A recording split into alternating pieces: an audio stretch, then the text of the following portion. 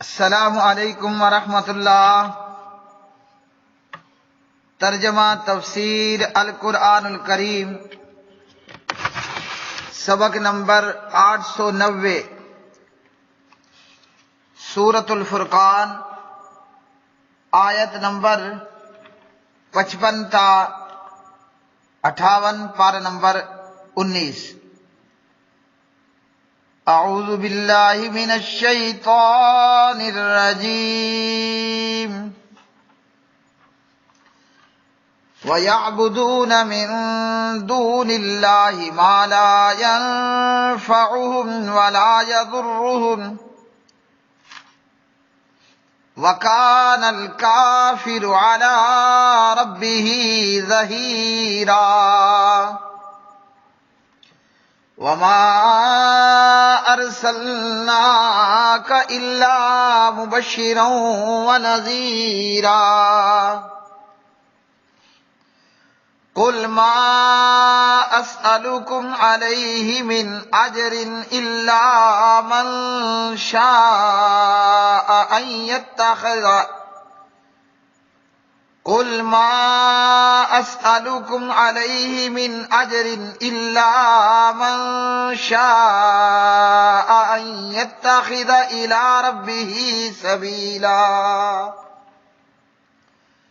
وَتَوَكَّلْ عَلَى الْحَيِّ الَّذِي لَا يَمُوتُ وَسَبِّحْ بِحَمْدِهِ وَكَفَى بِهِ بِذُنُوبِ عِبَادِهِ خَبِيرًا۔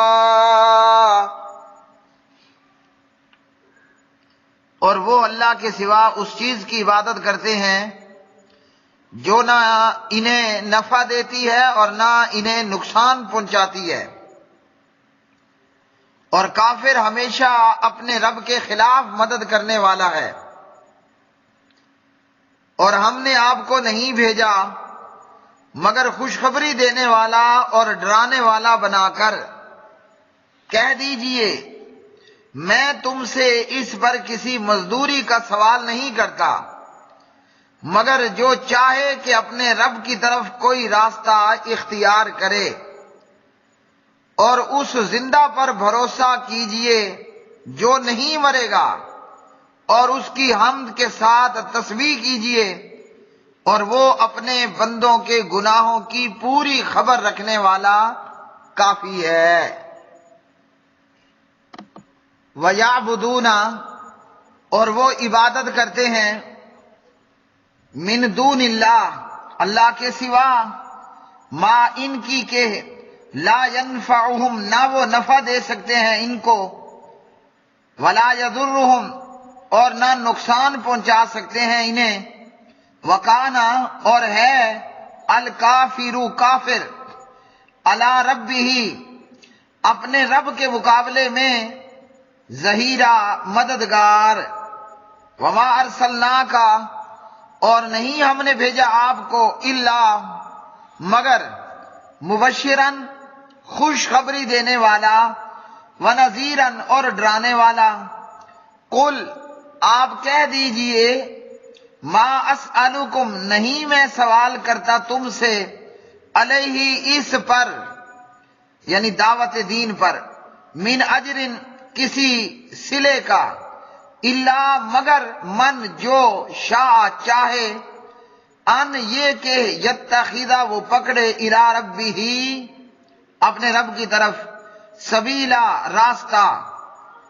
وتوکل، اور آپ بھروسہ کیجئے، علی الحی، اس زندہ پر، الذی، جو، لا یموت، نہیں مرتا، وسبح، اور آپ تسبیح کیجئے، بحمدہ، اس کی حمد کے ساتھ، وکفا بہ، اور کافی ہے وہ، بذنوب عبادہ، اپنے بندوں کے گناہوں سے، خبیرن، خبردار ہونے کے اعتبار سے۔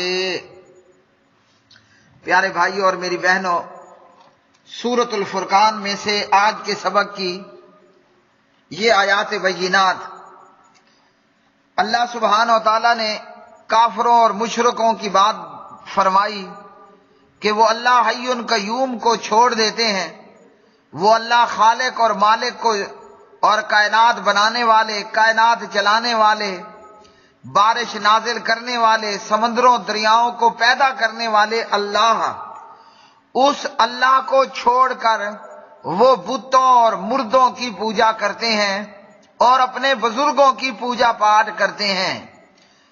اب اللہ کے ماں سوا جو بھی ہے اس کی عبادت کرنا یہ حرام ہے، کفر اور شرک ہے، اور اللہ کے ماں سوا کسی کی بھی عبادت کرنا، عبادت کی کسی قسم میں یہ کفر ہے اور شرک ہے، کافر اور مشرک بننا، کافر اور مشرک ہو جانا ہے۔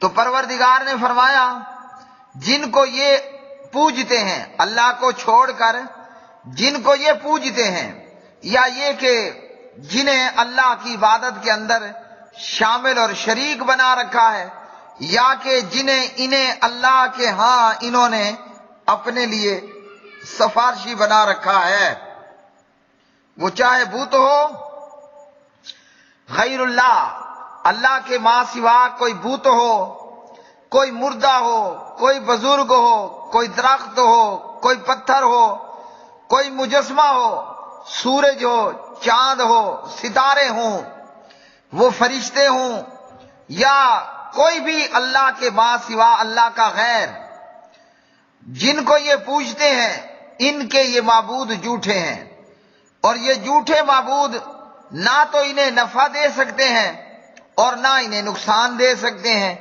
اور نہ ہی نقصان سے بچا سکتے ہیں۔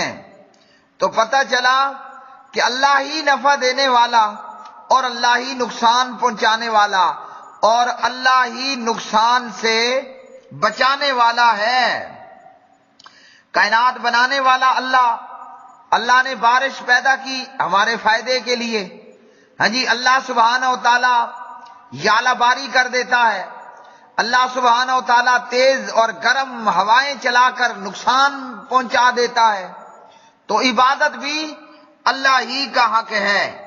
جب انسان خود کو کسی کے سپرد کر دیتا ہے، یا تو لالچ میں کہ وہ اسے کچھ دے گا، یا ڈر اور خوف کے مارے کہ وہ اسے کوئی نقصان نہ پہنچا دے، تو کوئی مردہ ہو، کوئی مورتی ہو، کوئی مجسمہ ہو، نبی ہو یا فرشتہ ہو، ہاں جی، سورج ہو یا چاند ہو، یا آسمان میں موجود ستارے ہوں، درخت ہو یا پتھر ہو، نہ وہ نقصان پہنچانے کی طاقت رکھتے ہیں، نہ وہ فائدہ دینے کی طاقت رکھتے ہیں، اور نہ وہ نقصان سے بچانے کی طاقت رکھتے ہیں۔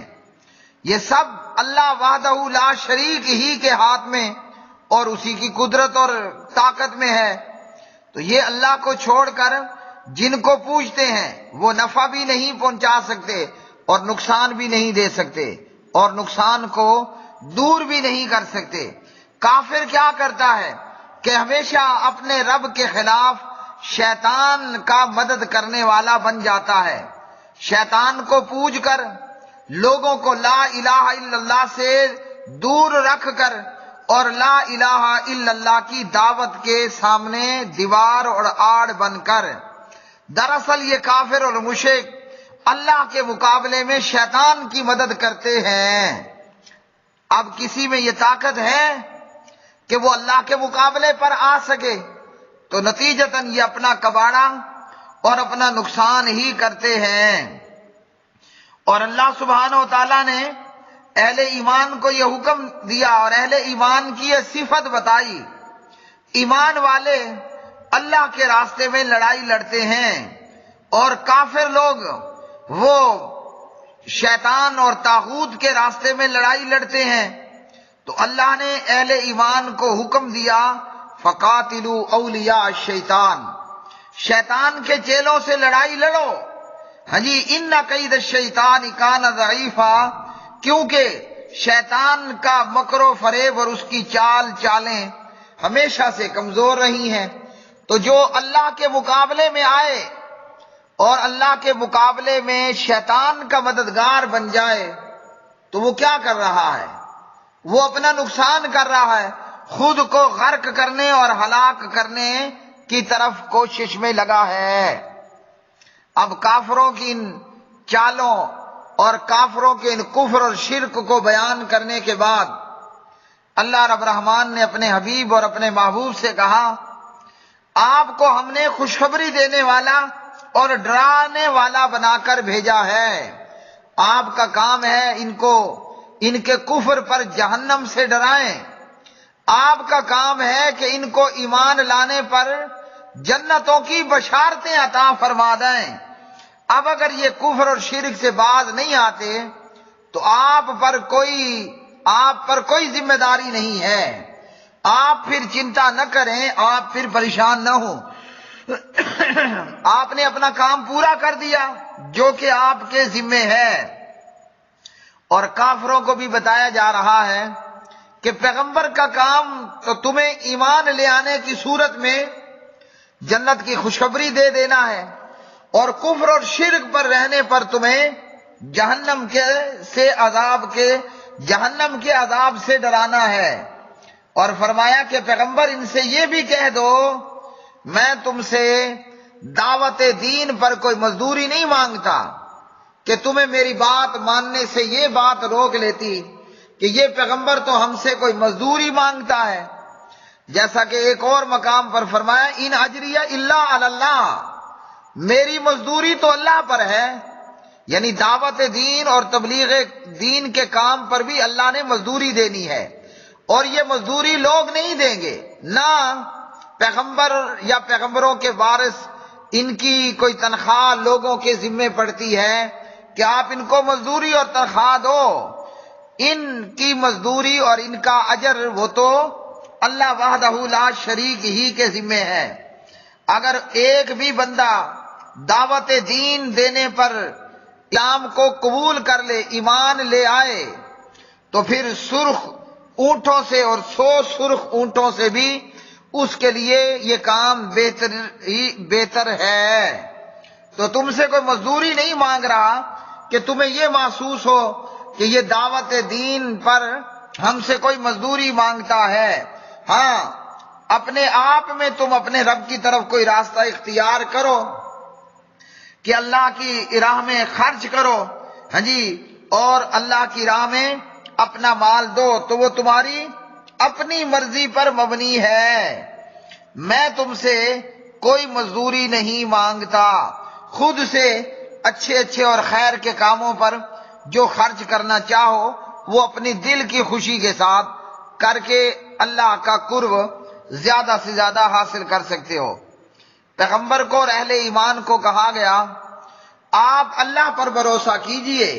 ہاں جی، وہ اللہ کون ہوگا اور اللہ کون ہے؟ جو زندہ ہے، نمبر 1، اور ایسا زندہ ہے کہ اسے کبھی بھی موت نے نہیں آنا۔ تو معلوم ہوا کہ معبود وہ ہے، معبود برحق، جو ہے زندہ اور ہمیشہ کے لیے ازل سے ابد تک ہمیشہ وہ موت سے پاک ہے۔ تو کافروں نے جن کو معبود بنا رکھا یا کلمہ گو مشرکوں نے بھی، وہ کبھی زندہ نہیں تھے، پھر زندہ تھے اور پھر مردے ہیں۔ تو اللہ اور معبود برحق کون ہے؟ جو زندہ ہے اور سنبھالنے والا ہے، الحی القیوم، اور زندہ ہے اور لا یموت، اسے موت بھی کبھی نہیں آئے گی۔ اور فرمایا کہ پروردگار کی حمد کے ساتھ تسبیح کیجئے، یعنی سبحان اللہ الحمدللہ کا ورد کیجئے۔ اور اللہ اپنے بندوں کے گناہوں سے پوری طرح واقف ہے اور جاننے والا ہے۔ تو زیادہ سے زیادہ اللہ کی حمد بندہ کرے۔ جب بندہ اللہ کی حمد اور ثنا کرتا ہے اور استغفار کرتا ہے تو حمد باری تعالیٰ کرنے سے سبحان اللہ و بحمدہ، سبحان اللہ العظیم، سبحان اللہ و بحمدہ، استغفر اللہ، اللہ گناہوں کو مٹا دیتا ہے، گناہوں کو معاف فرما دیتا ہے۔ وآخر دعوانا الحمدللہ رب العالمین۔